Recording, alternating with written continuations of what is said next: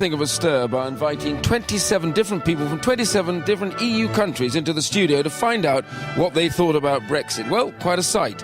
Could barely fit into the studio, therefore I'm delighted to say that they've got me now doing the same thing again. Well, they're lined up outside the studio, so let's meet them all first. Hello. Where are you from? Romania. And what do you do here? I'm a cloud applications analyst. Very good to see you. Hello. How do you do? Where are you from? Slovenia. And what do you do here? I'm retired. Nice to see you. Hello, how do you do? How do you do? You're I'm from- Patricia Connell. I'm from France, and I run a website called France in London. Very good indeed, thank you. See. Hello, how do you do? Where are you from? I'm Dina from Portugal, and I run three businesses called A Portuguese Love. Very good to see you. Come on in. Hello, how do you do? Everybody's Where are from you Cyprus, from? from Cyprus, and we met before at their office. And what do you do? I'm an accountant. Very good to see you. Hello. Yeah. Where are you from? Greece. And what do you do? I'm a journalist, a fellow journalist. Thank you. Hello, how do you do? Where are you from? Italy. And what do you do? I work in the social media business marketing. Excellent. Hello, how do you do? Hi. Where are you from? I'm from Lithuania. And what do you do? Have my architectural practice here. Very good to see you. Nice to come on in. Hello, how do you do? Where are you from and what do you do? I'm from the Netherlands and I'm a life coach at the Major Self Coaching. Very good indeed. Hello, how do you do? Where are you from and what do you do? Hi, I'm Johanna from Finland, and we are actually celebrating our 100th centenary of our independence. Fantastic. Thank you. Nice to see you. Come on in. Hello, how do you do? Where are you from and what do you do? I am from Luxembourg and I'm teaching at the London School of Economics and I'm running the Systemic Risk Center there. Very good. Find some room over there. Hello, how do you do? And where are you from and what do you do? Hello, I am from Estonia and I am accountant. Thank you very much indeed. Hello, how do you do? And where are you from and what do you do? Hi, I am from Latvia. I'm working as assistant manager in Latvian guest house in central London. Very good. Nice to see you. Come on in. Hello, how do you do? Where are you from and what do you do? Fine, thank you. I'm from Poland. My name is Janusz Baginski and I work for a Polish language school across the street, Polwords, run by an entrepreneur, Ms. Nowosielska. Very good to see you. Nice to see you. Hello, how do you do? Where are you from and what do you do? Nice to meet you. My name is Tomasz. I work for a number of independent... What country are you from? I'm from Hungary. I work for independent politicians and I'm advising on political and economic issues. Excellent. Come on in. Hello, how do you do? Where are you from and what do you do? Hi, my name is Stanislav. I'm from Bulgaria and I'm doing a PhD in physics at University of Southampton. Very good. Come on in. Find some room. Hello, how do you do? Where are you from and what do you do? Yes, I'm Katja. I'm from Croatia and I'm a nursing student. Very good. Nice to see you. Hello, how do you do? Now, where are you from and what do you do? I'm from Brussels, Belgium, and I'm a former lawyer who is a cultural entrepreneur. Excellent. Come on in, if we can squeeze you up a bit over there. Hello, how do you do? Where are you from? I'm from Slovakia. And what do you do? And I run a translation agency. Very good. Nice to see you. Come on in. Hello, how do you do? Now, where are you from and what do you do? I'm from Czech Republic and I'm intern at the Czech Center, London. Very good. Nice to see you. Come on in, if you can find some room over there. Hello, how do you do? Again, where are you from and what do you do? Hi, I'm from Austria and I'm a classical musician. Excellent. Come on in. Come on in. Hello, how do you do? Hi. Now, where are you from? I'm from Spain. I'm just graduated. Excellent. Nice to see you. Come on in. Hello, how do you do? I'm good. I'm Swedish and I'm a deputy principal. Very good. Nice to see you. Hello, how do you do? Good afternoon, very well, thank you. Where are you from? I'm from Malta, Robert Carbonaro. I've been living in London for 5 years, so I'm a Londoner. What do you do? What do you do? I'm a contemporary musician, so I'm at Hangara. Very good. Join the other musicians over there. Hello, how do you do? Where are you from? I'm from Germany. I work for the German YMCA in London. Oh, very good. Excellent. Nice to see you. Hello, how do you do? Now, where are you from? Ireland, Michael Kingston. I work. And Michael, what do you do? I'm working on regulatory reviews into the Grenfell fire tragedy and very migrant crisis in the Mediterranean. Oh, fascinating. Okay, come on in. Nice to see you. Thanks for coming. Right. Okay. Well, we're going to get the former leader of UKIP, Nigel Farage, I beg your pardon here. Yeah. Okay, so I'm going to ask you a couple of questions. First of all, here, how many of you actually know Nigel Farage? Can you just stick your hands in the air? Do you know of him? Know him? Yeah, you all know of him. Okay, hands down. And how many of you agree with Nigel Farage in, let's say, anything that he says? I'll give it a wide interpretation. No? Anyone? No hand? Not a single hand up. Oh, one hand at the back. Sorry. Oh, I'm going to take these headphones off. Sorry, say that again? He's got a good choice in his wives. Oh, he's got a good choice in his wife. Okay, very funny. He's got a good choice in his wife. How many of you actually then think that Brexit will happen? Just hands up. How many of you think it's going to happen? Okay, pretty much Everybody, mostly, except for a couple. He doesn't agree. No, I know, but I said pretty much everybody, but not everybody. And how many of you think that Brexit won't happen? Don't know. Okay, so no. Oh, yes, one hand over there. That's from France, I think, is it not? Yes, it is, indeed. So one, maybe two hands going up. So now we're going to bring... No, not here yet. Okay. So anyway, the quick question is here, Thanks, I've got some headphones on. For those of you who are listening, this is a bit complicated here because we've got so many people in the studio. But I'm going to try my best on this. Water's gone everywhere. Ah, right. At last, the man himself. So, Nigel, a bit like being in the Daniel in the Lion's Den, I think, isn't it? Are you ready to get started? You know, it feels a bit like being in the European Parliament, because often hundreds of them don't like me there, so we'll see how we get on. Right, well, okay, they didn't say they didn't like you. Well, we'll see. I heard a couple of boos. So anyway, right, Nigel, let's see what questions we've got here for you. So, who wants to ask Nigel a particular question? Okay, can I just have you stepping forward here? Okay, it's a lady from Finland. Go on. Hello, I'm from Finland. I work for the Finnish Institute in London, and I would like to ask you, what do you think of the future generations in the UK and Europe? Quite many young people were actually quite keen to stay in the European Union, and they have been happy for having these chances to study abroad and in many European countries. So what do you say to them? Well, we don't need to be run by a bunch of unelected old men in Brussels in order to have student exchanges. We can do that without political union, and we will go on doing that once we've left the European Union. What is really interesting, though, is this, that you're quite right.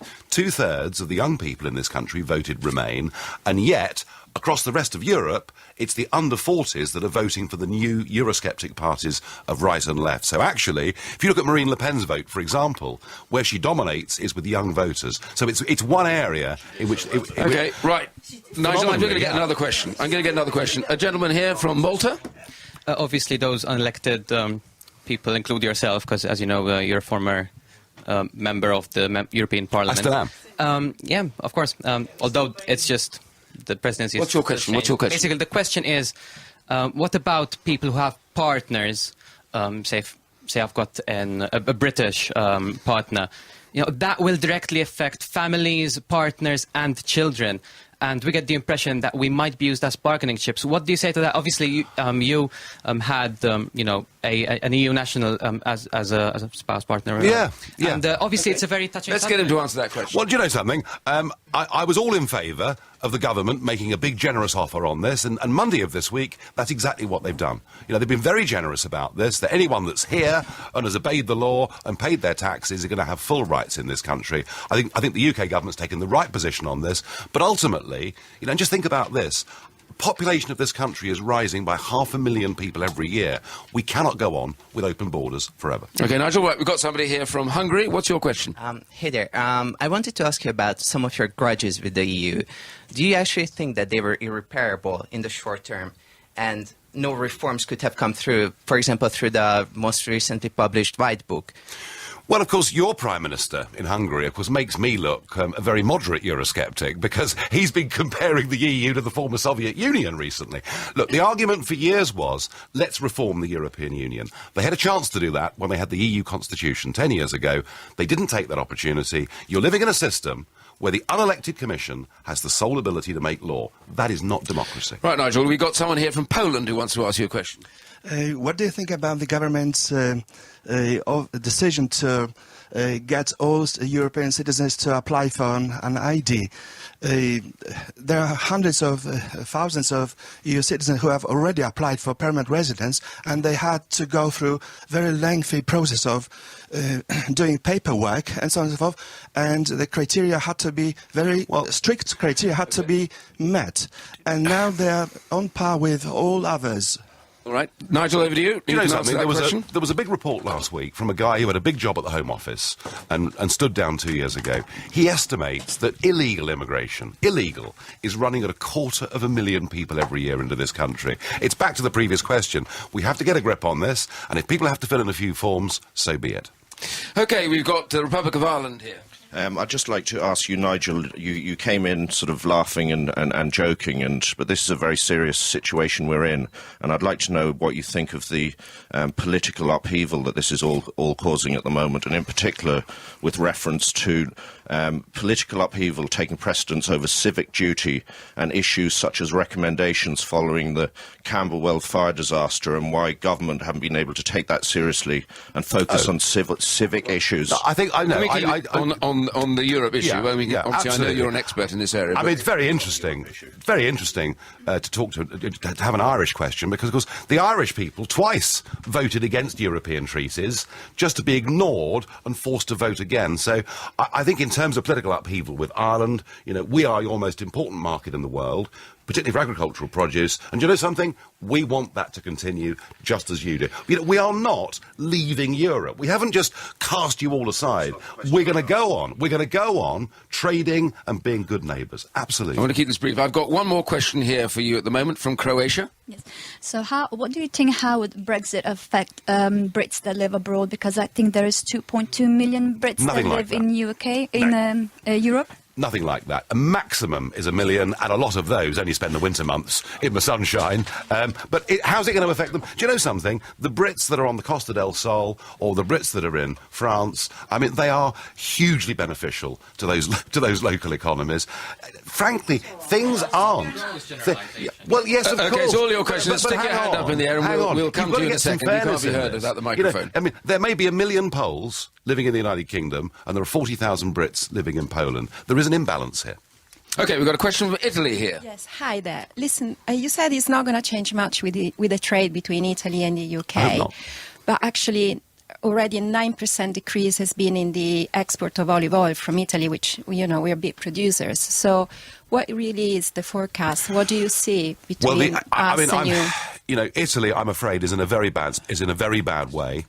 You're stuck inside a currency that is completely unsuited for you. I think Italy would be the first country to leave the Eurozone and to get back its own currency. And the sooner it does, for the good of the Italian people, the better. You might want to come back on that one, because he's made a prediction about your country. Yeah. Go on, you can have a real go at him. Go on. No, I'm saying there's something that's going on in Italy. They keep saying about that, but I think before Italy leaving European Union, should be looking at the causes that caused UK to leave Europe, because I don't think it's a good thing, but I think some issues could be addressed. So maybe Italy could be helped to look at the causes. Well, there is an argument. I mean, there is an argument that actually we might set a trend, that we might look to a Europe in 10 or 15 years' time, where as sovereign democratic member states, we work and trade and cooperate together, rather than giving our power to the bureaucracy in Brussels. That's what we objected to. Right, I just want to because I've got a couple of people here. Sure. Nigel made a point here. He said he's been quite disparaging about whether the European Union will survive. How many of you here think that the European Union will survive over the next 10 years in the form that it is at the moment? Well, they don't agree with you in that case. Well, they all that's think it all right. will, overwhelmingly here. Right, we've got someone from Luxembourg's got a question for you. Thank you, yes. There's a tug of war going on between isolationist Brexiteers and globalist Brexiteers. How can you justify an isolationist Brexit as is being pushed at the moment from both party leaders, when probably democratic solution will be to go for a soft Brexit to a globalist Brexit? Do you know something? If I think of all the people, including our host, that took part I'm last completely year... independent. Today you are, of course. But if I think of all the people from the centre, left and right that took part in the Brexit campaign, every single one of them made the argument that freed from the European Union, we can pursue a genuinely global future. Brexit was not isolationist. Brexit was not backward-looking. It was allowing us to be fit for the 21st century. We are not protectionist. We're not backwards. We're looking out to a bigger world. No. The European Union is 15% of the world's economy. I'm very interested in our relationship with the other 85 too. Okay, I've got someone here from Cyprus first and then the Netherlands. I'll take two questions quickly, because I think you'll be able to get them both in. Nigel, you're talking about unelected persons, and I thought all MEPs are elected, apart from commissioners who are appointed by governments. But I run a few companies here. I'm an accountant in practice, and I run a few companies. Half of my workforce are actually European Union citizens who live here in the past few years. What do I tell them on this question they ask me every day? What is their future? Very, very simply, it's tragic that we haven't been training our own people to be nurses and engineers and all of those things. Tragic. I mean, you couldn't run an engineering company in Britain without foreign labour. Not possible. There simply aren't enough people qualified in that field. What I would say to people who are coming here to work is come to this country on a work permit, pay your own health insurance, just as you would in any other part of the world. Right, we've got someone from the Netherlands here. You've got a question? Yes, Nigel, I've been here for 1.5 years now, so if I read the proposal right, it means I will have to go. Is that... No. Honestly, the government produced this document on Monday. Download a copy of it. Nobody is being told they have to go unless they're criminals, and the government is going to say to foreign criminals, we don't want you, which is perfectly reasonable. So how come you say I don't have to go? But because you can work your passage. That's effectively what they've said. The government has said, even if you're here for a short period of time, once you've been here 5 years, paid your taxes, you will have full rights. We've got I promise you, they've been very, very generous. We've got some Salvini here. We've got to get to a few questions. I've been here for over 30 years, and I do have an identity card which I was issued in the 80s. So identity cards were for permanent residents. And I also have to say that we were only told about your visit here right while we were here on this floor, and quite a few of us don't agree with it. I'm going to tell you why. Do, please. I knew the way the vote was going to go because I was attacked on the train by two Essex blokes who told me to go back to my country. And that was like 4 weeks before the election. I was up all night. I saw the results. I saw you talking on the telly. And the way I felt in the morning is if I was dumped by my spouse on social media. I felt personally insulted. I felt personally hurt. I felt like I no longer belong to this country after all this time. And I have to tell you that I didn't want to see a single person who speaks English that day. Fortunately, most people, I was cycling around London, fortunately, London was completely empty. And most people I met were either foreigners or Irish, so that was okay. But I still feel... that way. Hang on a second, Nigel.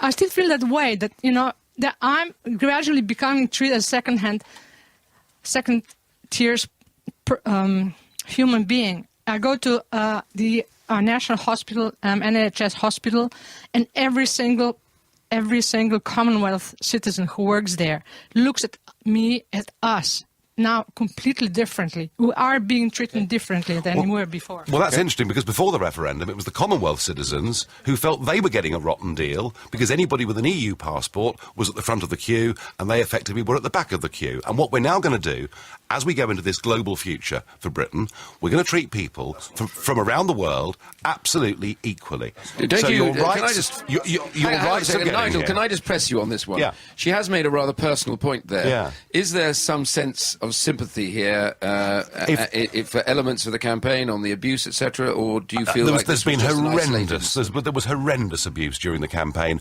on both sides, and a lot of people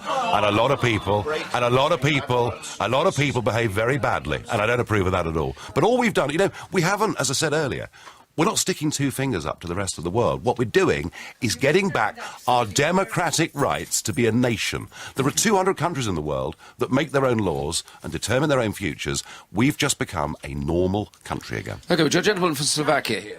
Nigel, you can't be heard, the microphone's not with you. So. Nigel, if I may ask you, early on you said we can't leave this country with open borders. Yeah. Now, it's one of those half-truths or half-lies which have been put forward by yourselves and people on the Brexit side.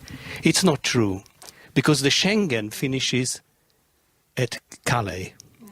And in fact, half of the immigrants in this country, or new immigrants in this country, are non-EU immigrants. Exactly. So this message was passed on by people like yourselves, inaccurate. It's the same thing as with the 350 million NHS. Sorry if I'm finishing now. NHS. These half-truths have affected people who voted for Brexit, who were not quite aware of all the facts. Well, so Nigel, hang on, before you do, just one quick question for you on the back of this. Do you regret anything that was said during the campaign that may have been misunderstood or misled? I think the big Boris thing Ian, on the National Health Service, the 350 million, that was a mistake. If they'd said 200 million, it would have been legit. That was a mistake. But just to remind you, sir, a so-called British passport has two words at the top of it. They are European Union, and 500 million people have those passports. And yes, we're not in Schengen. You have to show a passport at Dover, but we have total free movement of people. And I would say this, compared to every other country in Europe, we, since 1945, have been the most generous to refugees, the most generous and welcoming to immigrants from all over the world. And we did, for 60 years, have a policy where net migration into Britain ran at 30,000 people every year. For 60 years. It is now running at 300,000 a year. The point I'm making is we have to get a grip. We've got time for one more question from Romania, and then, as I understand it, you're going to be leaving the studio, but the 27 are remaining. Hi, I'm from Romania, so I hope you're not too scared of being so close. You know, the Brexit vote was based on lies such as the £350 million a week for the NHS, scaremongering, and some really dubious funds from the DUP that were spent in the UK. So I'm quite not sure that the vote was actually democratic, but that's another story. My question today is, why is... It's not for you, but it's for Theresa May. Why is Theresa May pretending she's made a fair and generous deal, and she's pretending that the EU must reciprocate when they actually put a deal on the table on the 12th of June that guarantees the UK's people's rights in Europe for life? She's offered an extra step in acquiring citizenship that will cost and will cause a lot of hassle. I might not have the documentation needed, so I don't know. But this happens. I think we got that. But this happens anywhere else in the world. I said earlier, Britain's becoming a normal country. You know, that's all we're doing. We're not against anybody, but we're becoming a normal country, and we're also going to be a little bit less European and a bit more global in our outlook for the future. And you know what? Actually, for us, this is a tremendously liberating and exciting thing for us to have done. We're taking back our ancient democratic rights, and there's a big world out there. And I'm really excited by it. OK, right, that was the last question to Nigel Farage. I just say I think you've all done incredibly well so far.